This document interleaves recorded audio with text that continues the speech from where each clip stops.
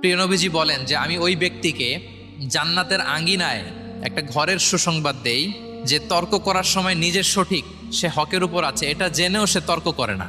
আর আমি ওই ব্যক্তিকে জান্নাতের মাঝামাঝি স্তরে একটা ঘরের সুসংবাদ দিচ্ছি যে ব্যক্তি কৌতুক করেও মিথ্যা বলে না। He was kidding, he was joking, but he never tells a lie. মজা করতেছে, জোক করতেছে, কিন্তু জোকের মধ্যেও সে কি করে না, মিথ্যা বলে না। তাকে জান্নাতের মাঝামাঝি স্তরে আমি একটা ঘরের গ্যারান্টি দিচ্ছি।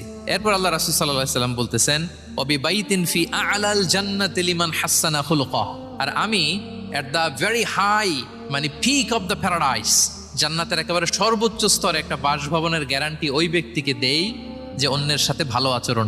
প্রিয় নবীজি বলেন যে আমি ওই ব্যক্তিকে জান্নাতের আঙ্গিনায় একটা ঘরের সুসংবাদ দেই যে তর্ক করার সময় নিজের সঠিক, সে হকের উপর আছে এটা জেনেও সে তর্ক করে না। আর আমি ওই ব্যক্তিকে জান্নাতের মাঝামাঝি